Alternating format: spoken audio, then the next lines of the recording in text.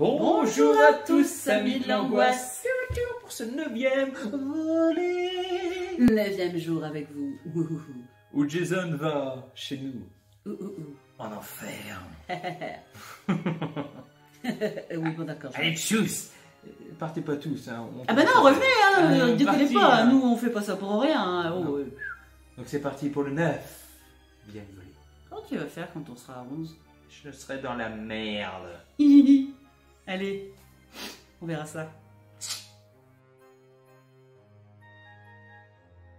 Le chapitre 9, Jason va en enfer. En anglais, Jason goes to hell. Est réalisé par Adam Marie, qui a notamment fait Texas Chainsaw 3D et également Cabin Fever Outbreak. Synopsis. Jason Voorhees, l'incarnation hideuse du mal, tombe dans un piège monté par une unité spéciale du FBI qui pense en terminer avec ce tueur invincible en le faisant exploser sous un feu nourri d'armes diverses. Ses restes sont regroupés et emmenés à la morgue sous haute surveillance. Néanmoins, lors de l'examen post-mortem, je ne sais pas ce qu'il examine, s'il ne reste plus rien, l'esprit de Jason s'empare du médecin légiste, possédé par l'ancien résident de Crystal Lake. Le dit médecin entreprend une croisade à l'objectif bien particulier. Alors que Jason est un personnage de la Paramount Pictures, du moins qui leur appartient, ces derniers fondent les droits à la New Line Cinema. Ce qui nous a permis d'avoir ce film. Pour le meilleur ou pour le pire, selon les avis. D'ailleurs, ce film est quand même produit par Shane Cunningham. Vous vous souvenez? Le réalisateur du tout premier volet de la saga. C'est pas rien. Le film rapportera 15,9 millions de dollars alors qu'il n'en aura coûté que 3. Cela ne l'empêchera pas d'être le 10e film le moins performant de la saga, derrière le chapitre 8. D'ailleurs, il aura été critiqué autant du côté critique que du côté des fans, car ceux-ci lui reprocheront le côté un peu trop surnaturel et surtout le fait que Jason y perde son corps. Le scénario de ce 9e volet était à la base très différent. Il devait mettre en avant un nouveau personnage, Elias Voorhees, le frère de Jason. Pourquoi pas? Qui avait pour but de déterrer son frère.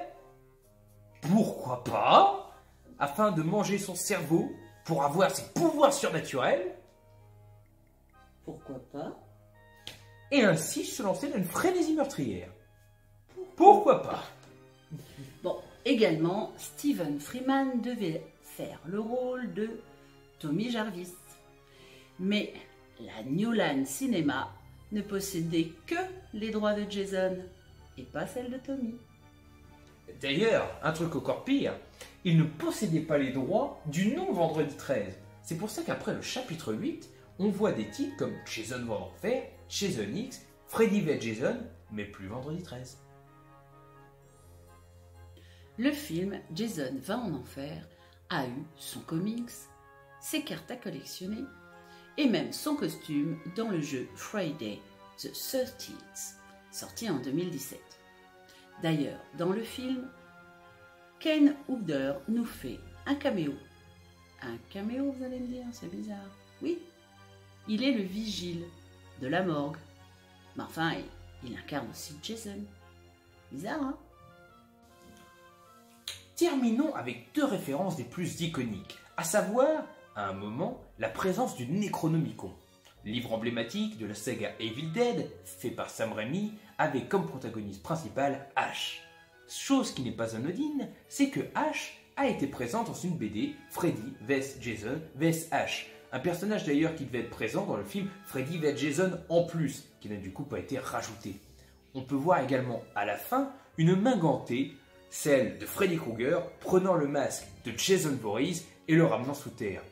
Un clin d'œil futuriste au film Freddy vs Jason qui, de par l'achat du personnage de Jason par la New Line Cinema qui possédait déjà Freddy, nous faisait comprendre que le film Freddy vs Jason aurait enfin une chance d'avoir lieu.